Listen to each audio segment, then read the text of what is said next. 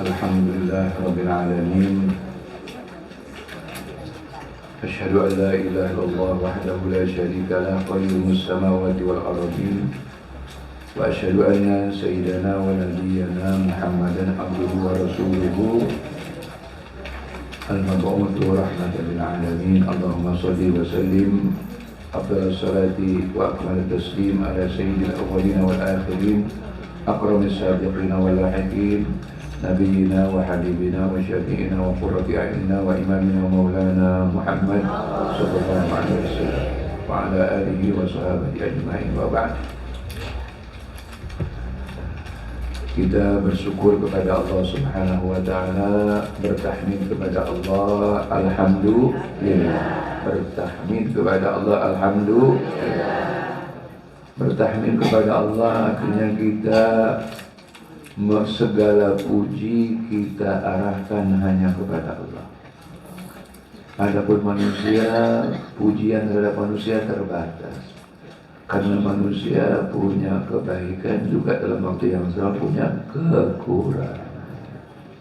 Makanya kita jangan cari pujian. Jangan cari pujian. Pujian tak perlu dicari. Kalau memang waktunya orang muji, ya muji Allah. Ya. Dan kalau orang muji, jangan GR. Jangan GR. Harus jawab. Jawabnya dengan apa? Jawab dengan berdoa. Berdoanya apa? Allahumma ja'alni khairan mimma yaminun. Ya Allah, jadikanlah aku lebih baik dari apa yang mereka duga. Waghfirli fima la ya'lamun. Ya Allah, ampuni aku atas kejelekan, keburukan, aib yang mereka tak tahu. Nah itu Bu, jawabnya seperti itu. Ya. Segala puji bagi Allah Subhanahu wa taala. Kita bersyukur kepada Allah Subhanahu wa taala. Kita kembali bertemu di majelis taklim. Majelis taklim itu majelis yang mulia. Dan orang yang hadir ke majelis taklim itu namanya thalibul ilmi. Orang yang lagi nyari ilmu. Bu, Ibu kemari nyari ilmu. Ya. Majelis taklim itu majelis yang mulia, majelis ilmu. Dan orang yang hadir majelis taklim itu orang yang mencari ilmu. Orang yang mencari ilmu itu nama yang mulia. Maka kemuliaan ini dijaga. Majelisnya kita jaga dan diri kita jaga. Jaganya dengan apa? Jaganya dengan adab. Ini pertemuan pertama setelah Lebaran ini saya akan menyampaikan yang mendasar-dasar saja Bu. Sangat mendasar, penting mendasar. Dan Ibu bukan nggak tahu, Ibu semua tahu. Kita ini harus selalu saling mengingatkan Bu. Selain mengingatkan. Karena kita ini manusia. Manusia salah satu sifatnya kelupa. Ya. Manusia yang pertama dulu kata Al-Maghfurlah Dr. Nahrawi Abdul Salam, saya ingat pengajiannya di Darussalam Kuningan situ Komplek Patra. Beliau katakan awalun nasi nasi. Awalun nasi nasi. Manusia yang pertama dia lupa. Siapa? Adam alaihissalam. Nah, ketika Allah Subhanahu wa taala berfirman kepada Nabi Adam, ya wa qulna ya Adam uskun anta wa zawjukal jannata wa kula minha ragadan haitsu syi'tuma wa la taqraba hadhihi syajarata fatakuna minadh dhalimin. Apa yang terjadi? Yang terjadi فَأَزَلَّهُمَا الشَّيْطَانُ عَنْهَا فَأَخْرَجَهُمَا مِمَّا كَانَا فِيهِ. Adam akhirnya tergelincir dan dia melanggar apa yang Allah larang. Ya. Nah ini manusia kita ya termasuk yang ngomong. Ya. Kita sering lupa.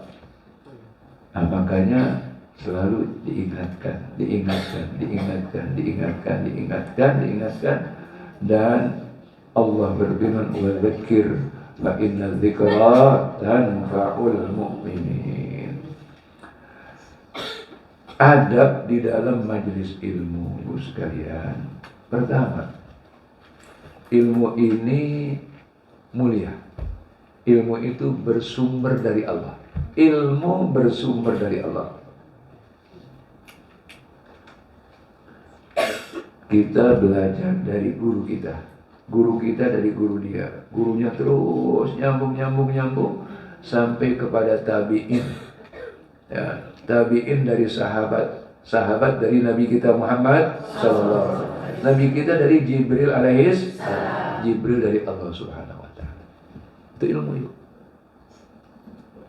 Jadi ilmu itu ada riwayatnya, ada gurunya. Makanya kalau ibu mau ngaji, lihat gurunya siapa, dia belajar di mana, harus tahu ibu. Oh, jadi kalau ibu mau belajar, lihat siapa dia belajar di mana, siapa gurunya, harus tahu bu. Supaya jangan salah alamat. Belajar agama dengan orang yang tidak pernah belajar agama, nyasar. Jadi pertama, karena ilmu itu mulia, ilmu itu sesuatu yang suci, yang sakral ibu. Kita ketika akan belajar, akan menuntut ilmu itu bu, bersihkan toharoh lahir dan batin. Secara fisik yaitu kita dalam keadaan berwudu. Keadaan berwudu. Nah, orang ke dalam keadaan berwudu, dia itu dijaga oleh siapa? Oleh malaikat. Karena dalam keadaan suci. Malaikat senang dengan orang yang suci dan senang dengan orang yang berada di tempat suci. Malaikat itu ibadun mukramun. Ibadun mukramun, hamba-hamba Allah yang dimuliakan. Kalau orang kita bilang borok-borok dosa. Borok-borok dosa. Yang mubahnya nggak dikerjain. Bu. Malaikat minum air puluh air bu. Bu. Malaikat makan ketupat bu. Makan roti bu. Makan lemper. Malaikat itu tidak mengerjakan yang mubah bu, yang dikerjakan oleh makhluk-makhluk yang lain. Jin mengerjakan yang mubah, manusia mengerjakan yang mubah, hewan mengerjakan yang mubah. Makan, minum, tidur, kawin, itu yang mubah. Malaikat nggak kerjakan itu. Terus malaikat bekerja, dia bertasbih terus. Kenapa? Dia cahaya. Nah, malaikat itu suka dengan sesuatu yang bersih, sesuatu yang suci. Apakah itu sesuatu itu yang materi, yang kelihatan, fisik ataupun non-fisik ataupun abstrak. Ilmu itu sesuatu yang sakral karena sumbernya dari Allah. Apa sumber ilmu? Al-Quran sumbernya ilmu ibu. Al-Quran. Maka anak cucu ibu keturunannya sebelum diajarin apa-apa, Quran dulu. Bukan komputer. Khusus komputer lah. Terus nggak bisa komputer, terus nggak bisa kerja. Inna lillahi wa inna ilaihi raji'un. Rezeki itu bukan ditentukan oleh komputer. Rezeki itu sudah ditentukan oleh Allah Subhanahu wa ta'ala. Yang paling mendasar Al-Quran bu. Ini saya ngomong yang real, yang nyata ibu. Kita prihatin. Sekarang itu yang namanya guru ngaji bikin jarang bu. Bu, ngaji itu nggak bisa klasikal ibu. Belajar Al-Quran nggak bisa seperti belajar di kelas bu, nggak bisa. Yang namanya ngaji Al-Quran itu harus berhadapan dengan guru langsung. Bagaimana guru mengucapkan makhraj, mengucapkan huruf itu santri. Murid itu harus lihat. Ibu. Karena apa Ibu? Al-Quran ini dengan bahasa Arab. Bahasa Arab itu bahasa yang betul-betul mengaktifkan alat bicara secara sempurna. Ibu belajar tajwid ada yang namanya makhraj Ibu. Tahu makhraj Bu? Tempat keluarnya huruf. Dari dalam Al-Quran itu dalam bahasa Arab, makhraj itu dari mulai lak-lakan Bu. Tahu lak-lakan Bu? Tahu gak lak-lakan? Tenggorokan. Apa Bu? Yang paling jauh huruf apa Bu? Bukan. Ayo. Nah, yang bisa jawab ketupatnya 3.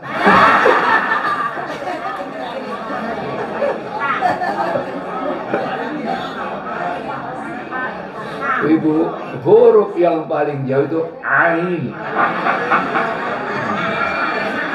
Ain. Ain Ibu. Ya. Sampai kepada yang di bibir syafatain. Fa. Nah ini Ibu, lain bunyi, lain makna. Ini Al-Quran Ibu. Lain bunyi, lain makna. Makanya kita belajar itu dari alif ba ta dulu. Gak bisa langsung lompat, gak bisa Ibu. Belajar Al-Quran gak bisa instan. Ibu boleh beli kopi instan. Tapi kalau belajar Al-Quran gak bisa instan. Gak bisa Ibu. Capek belajar Al-Quran. Ya. Capek Bu. Iya. Dulu guru-guru kita tuh galak-galak Bu. Betul gak Bu? Pegang apa tuh? Iya Bu. Pak almarhum Bapak Gaji Muhammad Idrisin, saya jadi sedih kalau ingat beliau.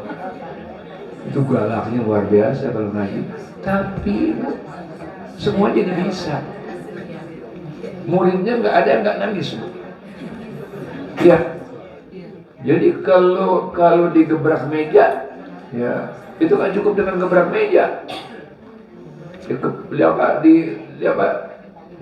Dengan pakai peci itu keliling semuanya. Ya, ditepok pakai peci. Mana mau dapat ilmu? Dinasehatin aja pakai ngelawan. Dinasehatin aja pakai ngelapor kok. Katakan dapat ilmu, tak berkah sekalian. Jadi Ibu sekalian, ilmu itu mulia. Jadi kita ketika menuntut ilmu itu dalam keadaan suci. Secara fisik ini badan, secara badan kita berwudu. Kalau bersihnya bersih dalam, bersih batin apa? Ikhlas. Jangan ada niat macam-macam. Sudah, cari keridhaan Allah. Cari keridhaan Allah. Ya. Tempat gurunya jauh, nggak apa-apa parahin. Ya. Ya perlu sekarang, Masya Allah, transportasi itu mudah. Bu. Dulu kita sekolah ngaji jalan kaki Bu. Iya bener melulu.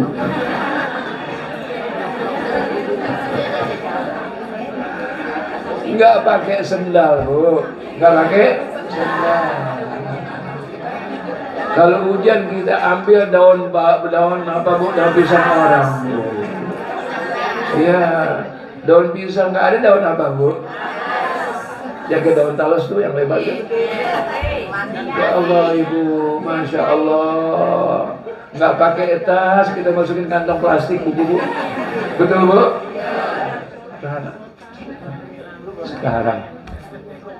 Sekarang Bu, apa yang nggak ada materi? Apa yang nggak ada materi? Tapi ya Allah, sedih Bu. Banyak anak-anak sekarang itu belum bisa ngaji. Belum bisa ngaji Bapak sekalian. Jadi bersihkan fisik dengan kita bersuci toharoh. bersihkan hati batin dengan ikhlas lillahi ta'ala. Aslinya tempat belajar adalah masjid. Aslinya tempat belajar adalah masjid. Sampai perguruan yang tertua itu sekarang Al-Azhar, itu aslinya masjid, Bu. Masih ada sampai sekarang itu empernya namanya ruwak. Nah, itu masih ada itu. Itu temboknya tebal gitu, Bu. Kalau kita tembak paling beberapa senti, dia tuh temboknya sangat tebal. Jadi kalau panas nggak terasa panas, dingin juga tidak terasa dingin, karena tebal temboknya itu. Jadi kita di dalam belajar, di dalam menuntut ilmu itu jika memungkinkan duduklah menghadap kiblat. Kalau di Masjidil Haram, di Masjid Nabawi itu biasanya gurunya yang menghadap kiblat. Gurunya yang menghadap kiblat. Ya. Terlebih-lebih di sana itu ada apa? Ada Ka'bah. Dan juga di Masjid Nabawi ada makam Rasulullah Sallallahu Alaihi Wasallam. Saya baru dapat ini informasi terakhir dari salah seorang tamu. Jadi kita sedang kedatangan tamu, Ibu, putra dari mantan rektor pertama di Madinah, sekarang ada di Bogor. Itu dia sahabatnya Ananda Arij. Saya baru tahu sekarang imam, posisi imam, Bu. Saya kalau cerita begini bukan promosi umrah, Bu. Bu, saya kalau ngomong begini bukan cerita ataupun promosi umrah, enggak. Saya menyampaikan ilmu billahi ta'ala. Jadi sekarang imam di Masjid Nabawi itu posisinya bukan di paling depan sekali. Jadi kalau kita ke arah Raudhah bukan setelah Raudhah, tapi dikembalikan posisinya di mihrab Nabi Muhammad SAW. Jadi yang sebelah ya ataupun depan daripada makam itu kosong. Jadi orang masuk babus salam itu 24 jam itu dibuka untuk ziarah. Beda dengan dulu. Dulu tunggu dulu selesai sholat, baru orang bisa ziarah lewat babus. Sekarang enggak. Saya baru tahu ini. Saya nggak ngeh kemarin tuh. Saya waktu ziarah, kok ini terus-terusan dipasang itu apa sekat, ya, sekat untuk orang ziarah. Ternyata memang posisi imam dipindahkan, jadi bukan setelah Raudhah mihrabnya, tapi mihrabnya kembali kepada mihrab Nabi Muhammad Sallallahu Alaihi Wasallam. Jadi Ibu, dalam kita menuntut ilmu, mengaji, usahakan jika memungkinkan menghadap kiblat. Saya mengatakan memungkinkan, jangan Ibu nanti masukin anaknya sekolah, tanyain kelasnya ada kiblat enggak? Jangan. Iya. Enggak, sesuatu yang sunnah jangan dipaksakan. Apalagi kita murid jangan mendikte guru. Bu, murid jangan mendikte guru, apalagi mendikte lembaga, Ibu sekalian. Nah, kemudian Ibu sekalian, kenapa menghadap kiblat? Ini kata para ulama, itu akan lebih mudah dibukakan hatinya oleh Allah. Ya. Karena menghadap apa? Menghadap kiblat.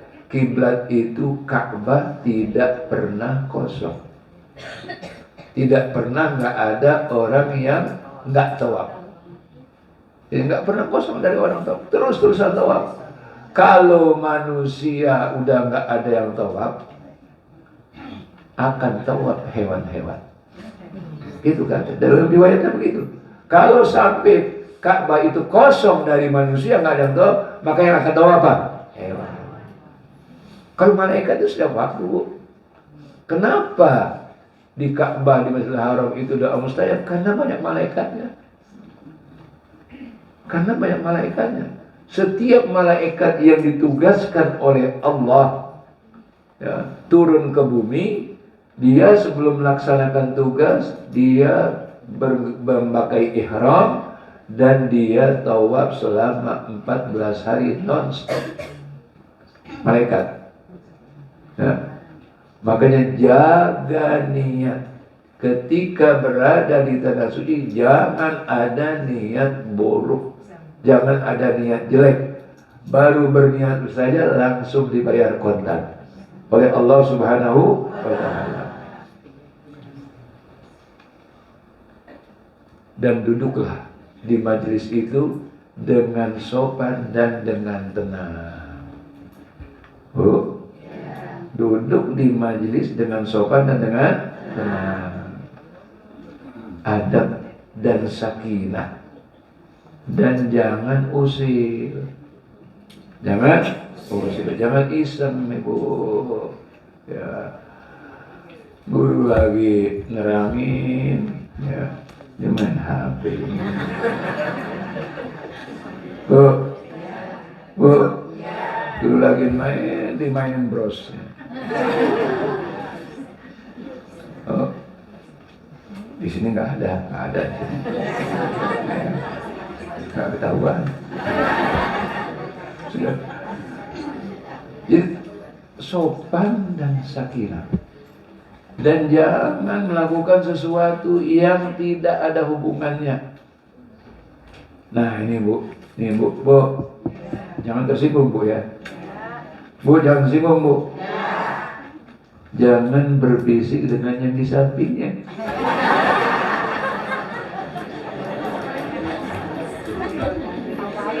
Ini umum banget nih Bu.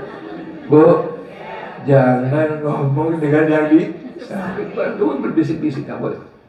Ya. Jadi lihat. Ya. Dan ketika kita melihat kepada guru itu karena apa? Kita pengen ilmu itu sampai.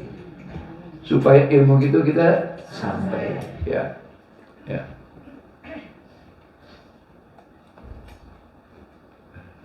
Mungkin ibu-ibu ini rata-rata pernah hadir majelisnya Ustazah Halimah Al-Idrus.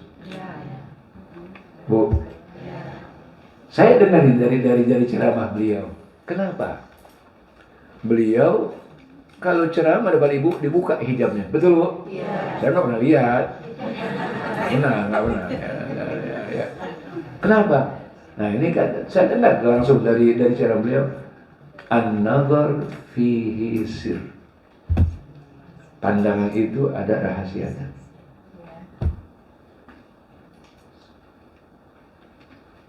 Cerita tentang Guru Mugni Kuningan punya cucu Kiai Haji Abdul Razak Makmun.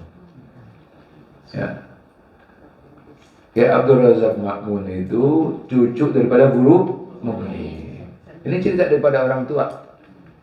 Jadi beliau itu kalau ngaji dengan kakeknya dengan jidnya itu berdekatan. Salah satu ngantuk beradu pala. Salah satu ngantuk beradu. Ya. Jadi ngaji memang begitu Ibu, harus dekat. Seperti dulu kita ngaji kan begitu ngaji Al-Quran. Gantian gitu, deketin guru, pakai kalam. Pakai bukan kolam tapi kalam. Buat tunjukkan dari lidi itu. Iya. Alif baris atas, alif baris bawah, alif baris.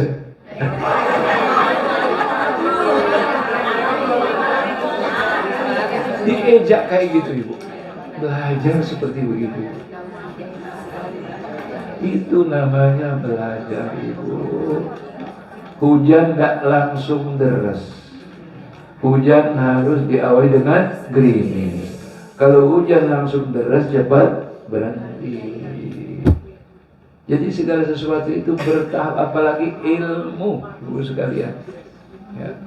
Kemudian kalau lagi guru menyampaikan, ya kalau jam 10.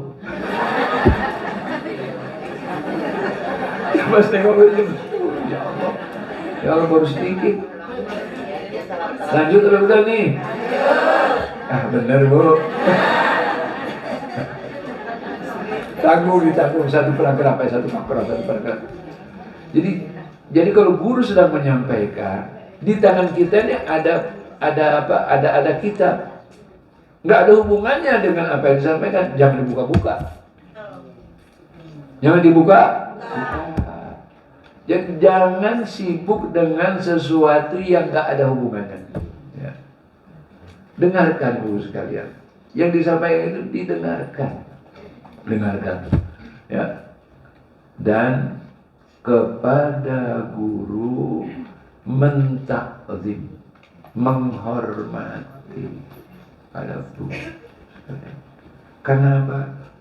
Berbakti kepada guru itu ajaran as-salaf. Ajarannya para pendahulu, Ibu. Pendahulu-pendahulu kita. Ya. Ada di antara sahabat Rasulullah SAW. Dia sahabat yang dekat dengan Rasulullah. Saking dia menghormati Rasulullah, nggak pernah berani ngangkat mukanya itu di hadapan Rasulullah. Al-Imam Syafi'i radhiyallahu anhu, kalau beliau lagi ngaji di depan gurunya, ustadznya yaitu Imam Malik radhiyallahu taala anhu, yang ngebet itu kitab nggak berani dibunyi. Bu, tahu ngebet, Bu? Tahu. Apa yang bilang bahasa Indonesia apa ya? Ngebet juga? Nah, kagak itu. Ya, jadi kalau ngebet halaman tuh Ibu nggak berani dibunyi, nggak sampai bunyinya. Saya apa? Hormatnya kepada guru. Dan kata para ulama, orang yang hormat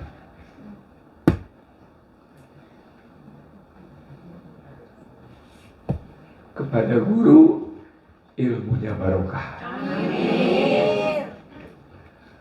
Kita Ibu nggak boleh cari muka, Bu, kepada manusia.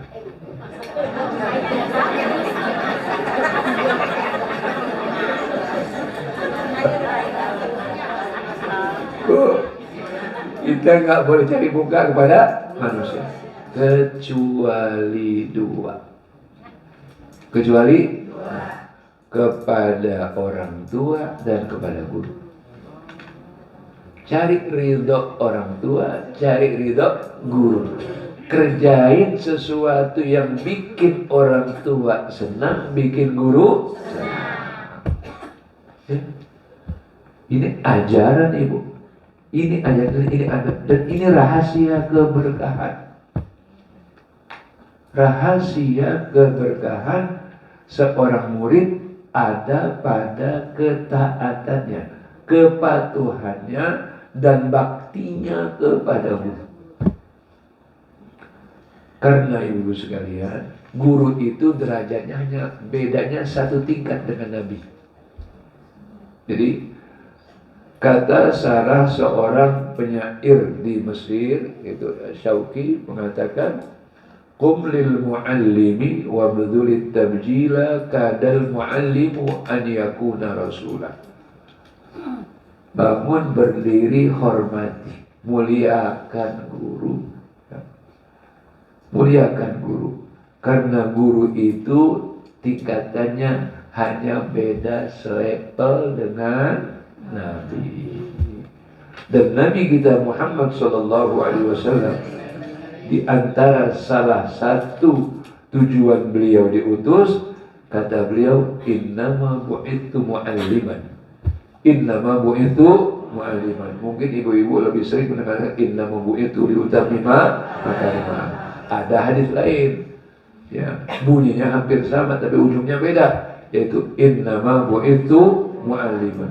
Sungguh aku telah diutus oleh Allah sebagai mu'allim, sebagai guru, sebagai orang yang memberi petunjuk kepada manusia. Nah, Ibu sekalian, dan kata para ulama, di antara keberkahan seseorang yang memuliakan gurunya, orang itu diberi usia yang panjang dan oleh Allah Subhanahu wa Ta'ala. Nah, ini Ibu sekalian yang dapat saya sampaikan karena waktunya sudah habis, jam 10:05. Ya, mudah-mudahan yang sedikit ini bermanfaat. Ya. Dan ke depan Ibu sekalian, ibu-ibu yang bisa menulis bahwa alat tulis. Karena ilmu itu ibarat hewan buruan. Jadi al ilmu saydun wal kitabatu qaydu qayyid suyudaka bil hibadil wathiqati fa minal hamaqati an tasida ghazalatan wa tatrukaha bainal khalaiqi thaliqatan wallahu a'lam wa ilmuhu adam wa ba'u kulli ilmin alim. Untuk